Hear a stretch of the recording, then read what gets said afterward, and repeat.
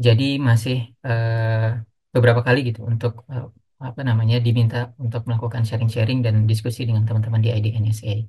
Semoga di kesempatan lain kita bisa berjumpa kembali ya. Baik, ya teman-teman sekalian, ini bahasan yang akan kita coba diskusikan di sore hari ini. Pertama terkait phishing. Jadi kita sharing saja gitu ya. Mungkin ada yang sudah pernah, ada yang belum pernah. Gitu ya. Saya coba jabarkan dari apa yang saya pahami, phishing itu apa, kemudian bahayanya apa, solusinya seperti apa, kemudian nanti kita masuk ke ChatGPT sampai nanti kesimpulannya seperti apa. Nah, yang pertama phishing sendiri. Phishing kalau menurut NST sebuah teknik yang dilakukan untuk mendapatkan data sensitif seperti informasi akun bank menggunakan ajakan yang menipu dalam sebuah email atau website di mana pelaku berpura-pura gitu ya atau mengaku-ngaku sebagai seorang yang legitimate, seseorang ataupun organisasi yang legitimate. Jadi, kata kuncinya tujuannya dia biasanya untuk mendapatkan sesuatu, baik itu data, dan dia juga melakukan ajakan persuasif di dalam pesannya yang digunakan untuk mendapatkan data tadi, gitu ya. Dengan tentunya berpura-pura atau mengaku-ngaku sebagai seorang yang legitimate. Nah, phishing sendiri sebenarnya ada banyak ya. Jadi, dia bisa berupa website, dia bisa berupa email, dan dia juga sebenarnya ada banyak bentuknya. Gitu. Kalau kita lihat di sini ya, sebenarnya seorang pelaku itu bisa membuat berbagai macam phishing gitu ya. Medianya sangat banyak dari internet, SMS, ataupun dari suara gitu ya. Kita pasti sering lah ya. Kalau saya beberapa kali mendapatkan pesan gitu ya, mengaku dari siapa gitu ya, terus apa namanya, yang sifatnya memberikan pesan kalau dia kalau tidak menakut-nakuti atau memberikan kabar yang too good to be true. Seperti itu. Jadi ini kita lihat ada begitu banyak gitu ya, tipenya, kombinasinya kalau kita lihat baik itu menarget individu maupun bisnis atau corporate. Variannya sendiri kalau mau kita simpelkan itu ada tiga gitu ya, dari yang phishing yang paling general. Jadi pesan yang di apa namanya dikirimkan secara broadcast gitu ya, dia tidak tertarget. Kemudian kalau spear phishing dia tertarget. Jadi kalau misalkan kita punya posisi tertentu, kita punya informasi tertentu, atau memang kita yang lagi ditarget, informasi kita yang ditarget, ya kita bisa jadi objek phishing. Atau ada juga yang namanya whaling, jadi yang ditargetkan adalah personil yang memang memiliki posisi yang tinggi gitu ya, yang punya privilege yang tinggi. Baik itu privilege-nya yang diincar ataupun valuasi data yang dia punya. Nah, kalau kita lihat rekan-rekan sekalian, beberapa kasus sudah cukup menggambarkan tentang bahaya dari phishing itu sendiri ya. Jadi, phishing sebagai salah satu social engineering, jadi salah satu serangan yang merekayasa dan mencoba untuk mengelabui korbannya gitu ya, dengan melakukan pendekatan-pendekatan sosial gitu ya. Telah berhasil melakukan berbagai macam kasus kebocoran ya. Di Indonesia yang terakhir seingat saya adalah kasus yang PDN ya. Terus kemudian kalau kita lihat apa namanya kasus ini itu sebenarnya kalau mau kita apa namanya cari gitu ya, sebenarnya penelitiannya sudah berusia lebih dari 20 tahun. Artinya dari 20 tahun yang lalu topik ini sebenarnya sudah diteliti. Tapi kalau kita lihat kasusnya masih beragam sampai sekarang dan menyebabkan kerugian yang tidak sedikit. Fakta lain, ada begitu banyak penipuan ya yang ada di dalam pesan phishing, baik itu yang berkedok hadiah, pinjol ilegal gitu ya, link berisi virus, krisis keluarga yang menakut-nakuti gitu ya, investasi ilegal, web palsu dan sebagainya. Jadi ada banyak cara gitu ya pelaku untuk apa namanya membungkus serangannya supaya victim atau korban itu tertipu dan mau untuk mengklik link yang dia sediakan sehingga nanti apa namanya serangan itu menjadi berhasil. Media yang digunakan atau mediumnya ya yang digunakan untuk menyebarkan penipuan itu sendiri ada SMS, media sosial, chat juga bisa, jadi WhatsApp itu sangat mungkin, situs web, email, e-commerce, game, e-wallet dan sebagainya. Teman-teman sekalian, sebenarnya seperti yang tadi saya sebutkan, kasus ini sebenarnya bukan apa namanya, serangan ini bukan serangan yang baru gitu ya. Jadi kalau kita lihat sebenarnya riset di bidang ini tadi seperti yang saya katakan sudah ada sudah pernah diteliti dari 20 tahun yang lalu, bahkan lebih gitu ya. Dan tentunya kalau kita mau lihat solusi dari pengamanan email ini sudah banyak gitu ya. Kalau teman-teman yang ada di corporate gitu, yang sedang bekerja di corporate gitu ya, ataupun yang di dunia akademis, mungkin pernah gitu ya mendapatkan tawaran untuk di institusinya menggunakan solusi-solusi yang ada di pasar saat ini, di market saat ini gitu ya. Dan ini tidak sedikit. Dan mulai sekarang itu kan mulai makin canggih ya, sehari demi hari teknologi itu semakin canggih. Dan kalau kita ngomong lagi ke penelitiannya, sekarang ya sudah mulai apa namanya mengimplementasikan AI dalam sebagai core machine-nya dalam untuk mendeteksi phishing itu sendiri. Jadi makin ke sini sebenarnya solusinya juga sudah semakin ada gitu ya. Jadi ini bukan sebuah case yang nggak ada solusinya. Tapi ternyata ini masih belum cukup gitu ya. Masih sangat belum cukup. Kalau kita lihat IBM itu setiap tahun dia mempunyai report gitu ya. Data breach report ya. Yang dikeluarkan setiap tahun oleh IBM biasanya di awal-awal tahun di sekitar kita bulan-bulan ini ya Februari, Maret atau April sekitar bulan ini mungkin tahun 2025 akan rilis sebentar lagi. Tapi di tahun 2024 dan 2023 phishing itu konsisten ada di urutan dua teratas di 2 tahun terakhir ini ya. Saya belum cek yang tahun 2022. Cuman untuk 2023 dan 2024 dia ada di urutan kedua sebagai attack vector yang menyebabkan data breach. Jadi dia attack vector yang paling banyak digunakan, dia nomor dua, dan dia juga apa namanya menyumbang kerugian finansial kalau dihitung kebocoran data gitu ya. Nomor dua juga. Gitu. Jadi walaupun tadi kita bisa bayangkan sebuah apa namanya hal yang diteliti selama lebih dari 20 tahun, tapi ternyata case-nya masih sedemikian besar dampaknya. Artinya ruang untuk penelitian, ruang untuk kita melakukan perbaikan, ruang untuk kita aware terhadap serangan ini itu masih perlu dikebalkan gitu ya. Masih perlu jadi perhatian. Nah, gambar ini menunjukkan jadi tadi ya, phishing adalah attack vector paling umum nomor dua yang menyebabkan kebocoran data. Tadi kurang lebih sebesar 15% dari total kasus kebocoran yang ada. Phishing juga adalah serangan yang menyebabkan kerugian paling besar nomor dua dengan total USD 4,88 juta gitu ya. Jadi 4,88 juta US dollar. Ini yang tadi itu hanya 2024 gitu ya. Tapi tahun sebelumnya itu juga sama di urutan kedua juga gitu. Artinya dalam rentang 1 tahun dengan dikeluarkannya report ini terlihat gitu ya. Terlihat sekali lagi kok sepertinya tidak ada perbaikan gitu ya. Jadi apa yang sudah dilakukan gitu ya, ternyata masih belum cukup gitu ya, hanya membuat konsisten saja. Jadi wajar kalau misalkan kita masih sering melihat email phishing itu merajalela, SMS penipuan itu masih banyak kita lihat karena memang pelaku melihat ini masih menjadi sebuah serangan yang menjanjikan gitu ya, masih worth it gitu bagi para pelaku gitu. Nah, teman-teman sekalian, kalau kita ngomongin tentang apa namanya sebuah serangan, memang ya mungkin bukan hanya soal serangan di dunia cyber security ya. Kita lihat ada yang disebut dengan PPT ya, People, Process, and Technology. Jadi ketiga ini nih harus saling terkait dan sinergi gitu ya.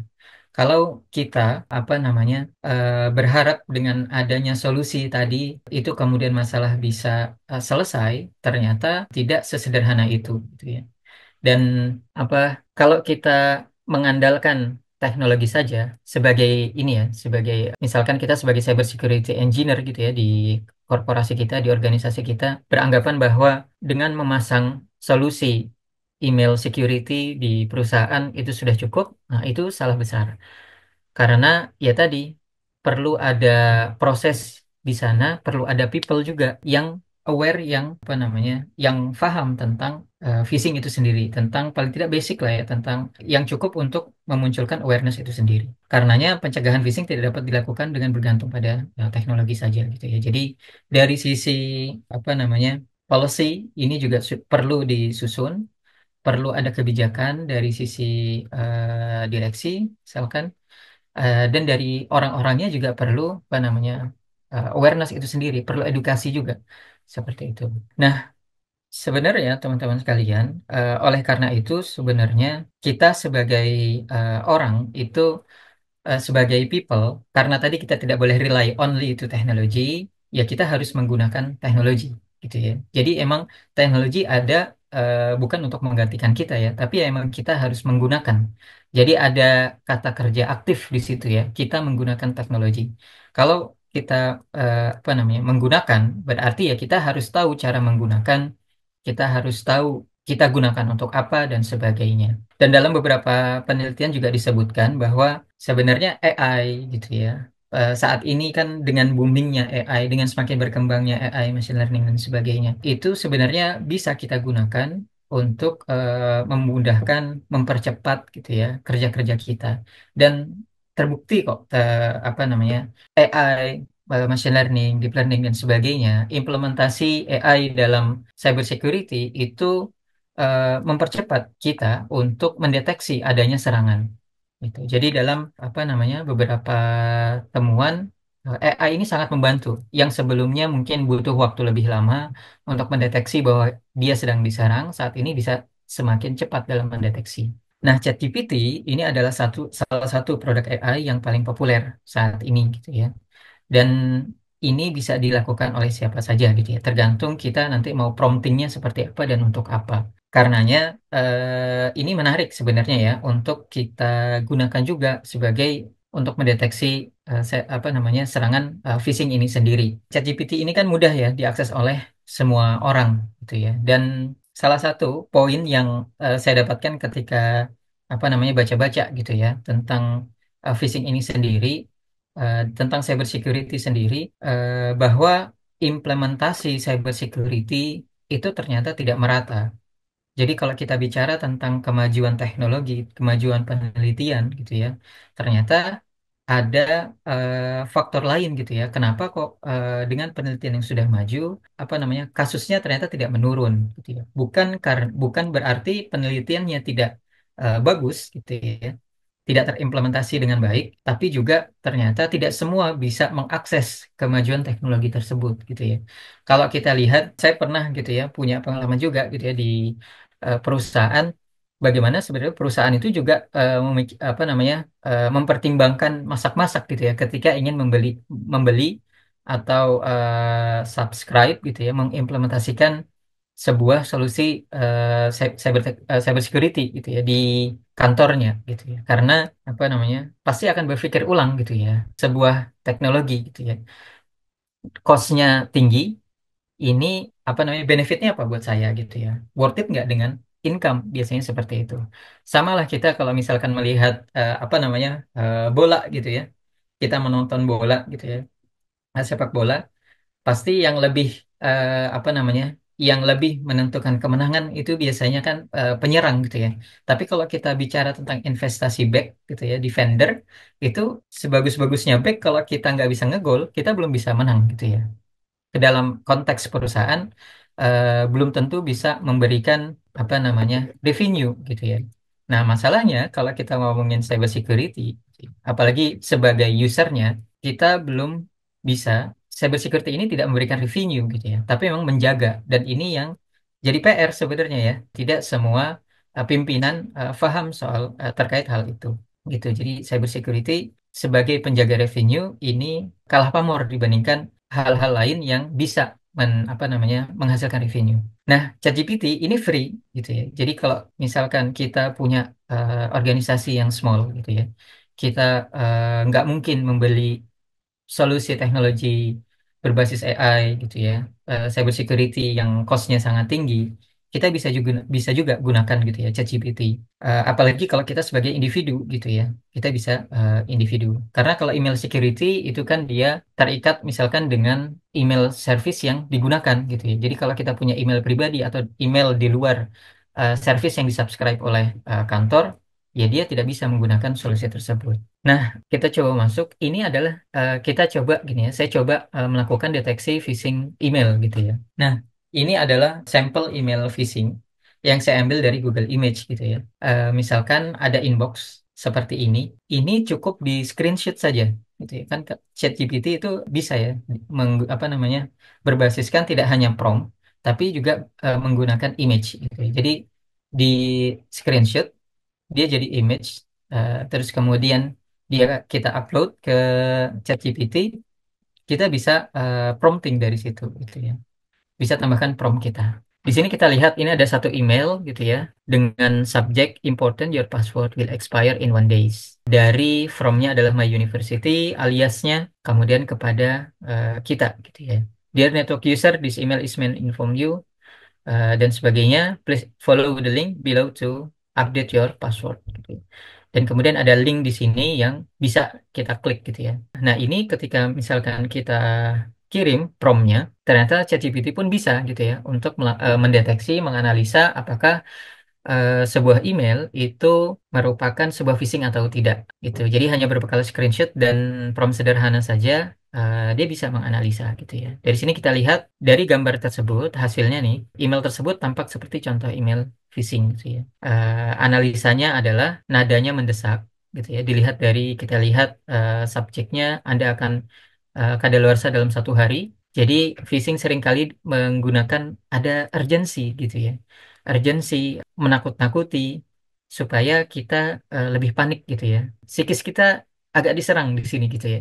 Jadi makanya ini kenapa disebut dengan social engineering gitu ya. Karena memang yang coba direkayasa itu adalah penerima. Kemudian link yang mencurigakan. URL yang diberikan di email adalah myuniversity.edu renewal. Namun ini bisa diarahkan ke situs palsu. Memang kalau screenshot itu kita tidak bisa apa namanya kenali lebih jauh ini sebenarnya link yang ada itu URL aslinya apa gitu ya. Kalau URL kalau masih dalam bentuk tampilan di browser itu kan kita bisa arahkan ya kursor kita ke link terus kemudian nanti akan muncul di pojok kiri bawah browser itu URL aslinya apa. Tapi kalau screenshot memang nggak bisa. Tapi paling tidak ini sudah membantu gitu ya. ChatGPT juga sudah cukup membantu gitu ya menganalisa ini linknya kira-kira menurut analisanya dia mencurigakan atau tidak. Kemudian tidak menyebut nama Anda, artinya email ini dikirim secara generik gitu ya, broadcast bisa jadi. Ini agak aneh gitu ya, karena kalau kita mau bandingkan, dia menyapa tidak spesifik, tapi sebenarnya urgensi di subjek itu sangat spesifik. Jadi password Anda akan habis atau kadaluarsa dalam 1 hari lagi. Nah, biasanya kan case-case seperti ini spesifik ya ke user tertentu, tapi ternyata dalam sapaannya email ini sangat generik gitu. Dan ini salah satu ciri apa namanya? Salah satu ciri phishing yang general juga gitu ya, bahwa biasanya tidak ada sapaan secara khusus. Walaupun kalau ada sapaan secara khusus, bisa juga sih ada kemungkinan ini spare phishing gitu ya. Kemudian kredibilitas logo, logonya sangat sederhana gitu ya. Tapi ini bisa kita cek ya kalau emang kita misalkan kita adalah student di Telkom University, ya kita bisa cek, ini beneran logonya Telio atau bukan, seperti itu ya. Kemudian alamat pengirim, pastikan alamat pengirim benar-benar berasal dari domain resmi universitas. Benar nggak ini universitas kita domainnya .edu bukan .ac.id gitu ya.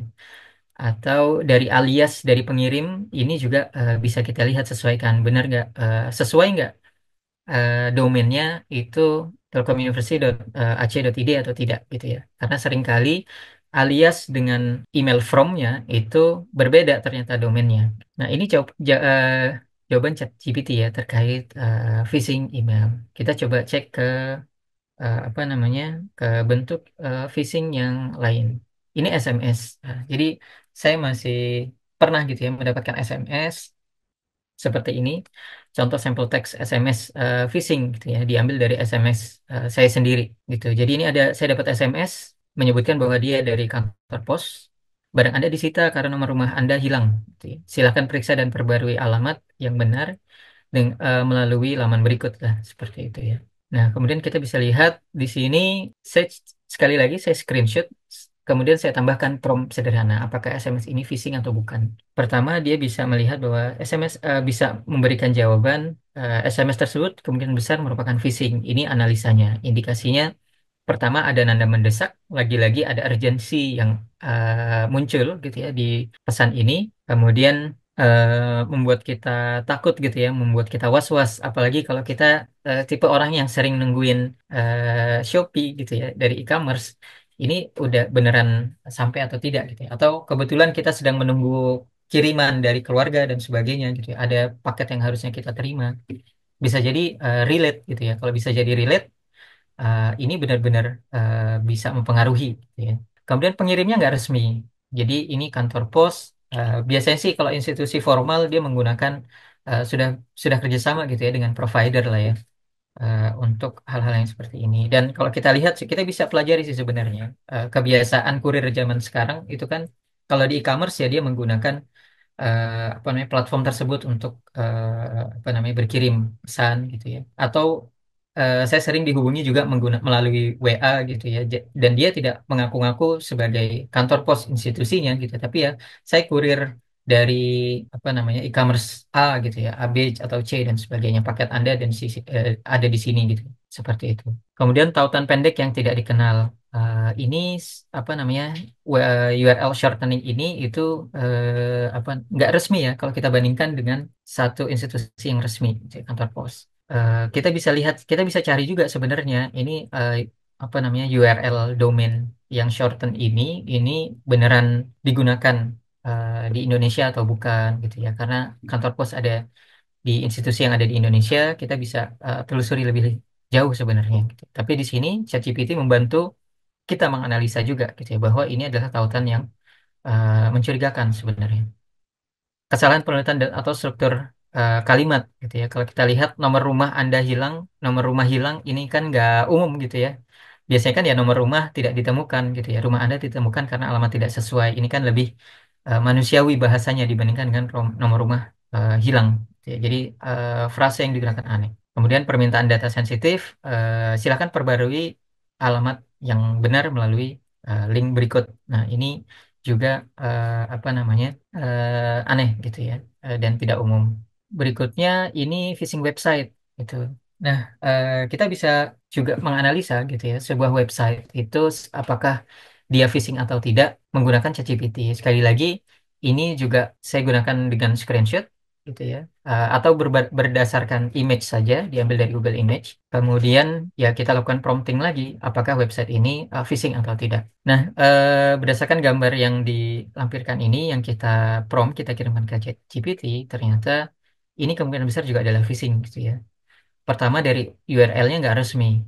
PayPal gitu ya sebagai apa namanya service yang sudah sedemikian dikenal, nggak umum gitu ya, domainnya panjang. Biasanya kan paypal.com gitu aja ya. Seperti itu. Dan kita bisa compare lah ya dengan hal ini. Pada URL-nya kita lihat PayPal account.com. Nah, ini kan nggak sesuai dengan yang benar, yaitu paypal.com. Di sini ChatGPT memberikan komparasi gitu ya, yang benarnya itu apa sih gitu ya. Tanda ini juga nggak umum digunakan apa namanya, digunakan di yang resmi, tapi justru sering digunakan untuk oleh pelaku phishing. Koneksinya juga nggak aman. Kalau kita lihat di sini ada not secure, kemudian desainnya mirip situs asli, desainnya menyerupai halaman login resmi PayPal gitu ya. Kemudian tujuan phishing situs seperti ini bisa dirancang untuk mencuri data login kita, termasuk email, nomor telepon, dan password gitu ya, untuk digunakan aktivitas penipuan.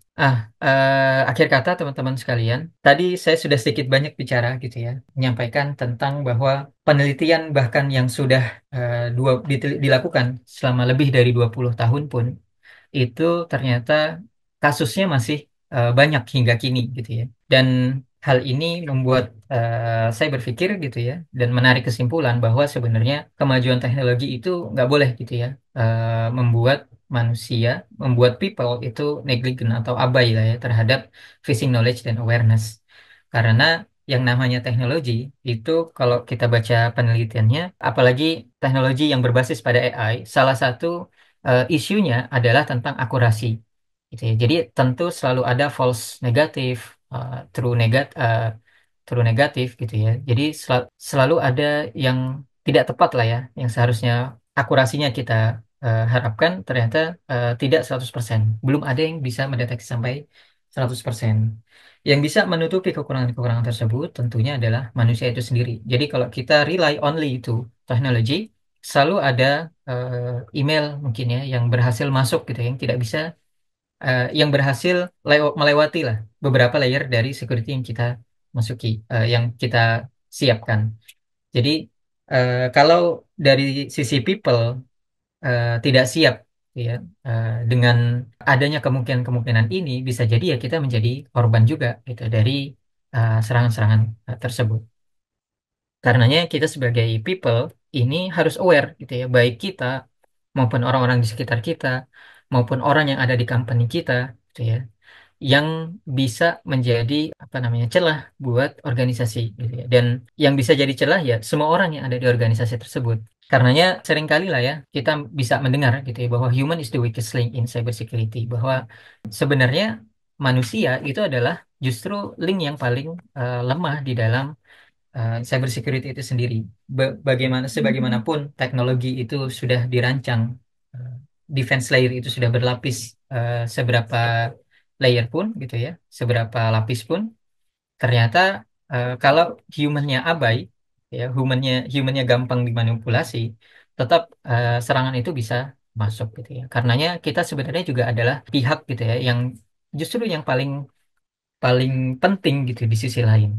Seperti itu. Itu mungkin teman-teman sekalian yang bisa saya sampaikan di pertemuan sore hari ini, sembari kita menunggu berbuka puasa ya. Mungkin masih jauh ya kalau di sana ya, masih jam 4:17 ya.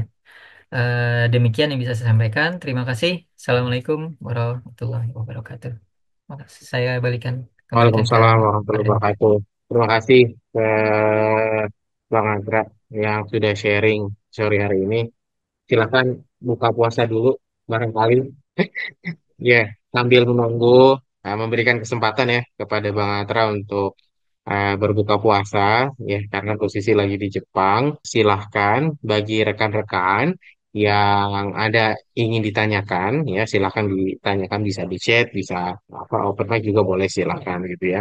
Jadi memang dalam banyak hal phishing ini memang korbannya justru memang orang-orang yang tidak begitu tahu security ya dalam beberapa kasus gitu ya. Meskipun kita temukan juga ya, mungkin di level perusahaan gitu ya, di industri ada beberapa individunya mungkin yang tidak punya concern ke security itu juga akhirnya jadi korban lewat phishing. Impact-nya sih bukan hanya personalnya dia ya, tapi juga perusahaannya. Nah, mungkin tips ini tadi disampaikan bahwa cost-nya jadi lebih murah ya, karena individu bisa langsung cek gitu ya, kata gitu ya. Nah, saya jadi mau nanya nih, ada dua pertanyaan saya. Yang pertama tuh, ini bisa nggak sih dibuat scalable misalkan gitu ya? Artinya barangkali apa namanya jadi sebuah project gitu ya. Nah, di perusahaan daripada dia beli tuh yang model licensing yang apa namanya tools gitu ya buat scanning email kita atau apa kita gitu. Oh, ini phishing phishing gitu. Meskipun proteksi kan udah ada banyak ya banyak player gitu. Nah, tapi ini bisa nggak ya itu di scalable? Yang kedua paling yang jadi concernnya ya mungkin kalau orang umum sih nggak masalah ya kan tapi mungkin yang jadi concern tuh misalkan orang yang di perusahaan tuh misalkan dia harus share dia punya email gitu itu kira-kira secara legal atau apa namanya security policy-nya kan kita harus share tuh ya ke JCPT gitu nah sejauh ini barangkali dari temannya Bang Hatra gitu ya atau yang buat teliti itu nanti constraint-nya di mana tuh atau apa yang harus jadi perhatian gitu. Oke, Mas Fardan. Jadi terkait dua pertanyaan tadi ya, Dan ya. Jadi yang pertama kan terkait bisa nggak sih dipakai perusahaan gitu ya. Terus yang kedua adalah daripada dia subscribe gitu ya. Terus yang kemudian terkait kalau kita sharing konten ke ChatGPT ini kan berarti kan third party gitu ya. Pihak-pihak lain.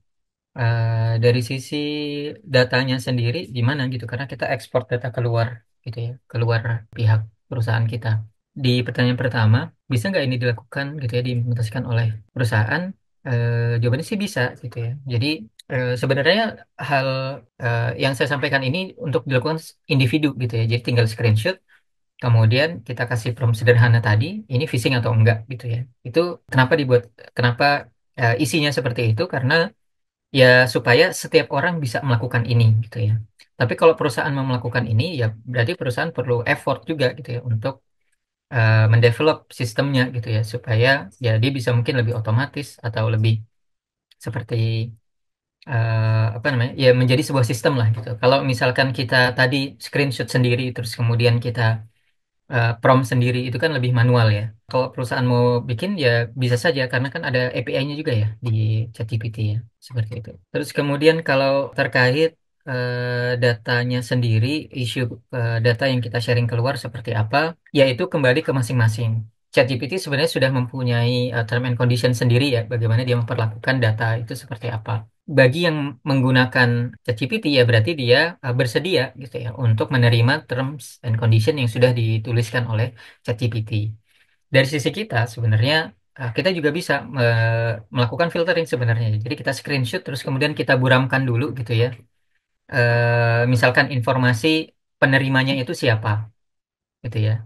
Terus kemudian kalau ada data-data sensitif, kita bisa juga kita blurkan dulu informasi tersebut sebelum kita upload image screenshotnya itu ke dalam ChatGPT gitu. Jadi hal-hal itu yang menurut saya sih bisa kita lakukan ya untuk terkait concern di data data sendiri. Data kita baru baru ini ya, baru tahun tahun lalu atau 2 tahun lalu ya, PDP UPDP akhirnya rilis dan pemberlakuannya mulai September kemarin ya. Jadi memang ini jadi concern, menurut saya itu yang bisa kita lakukan sih, Fardan gitu ya. Baik, terima kasih banget Ra, untuk concern-nya. Dari rekan-rekan peserta, apakah ada yang mau ditanyakan? Kalau ada boleh raise hand ya. Tapi kalau tidak ada ya jangan dipaksa ya.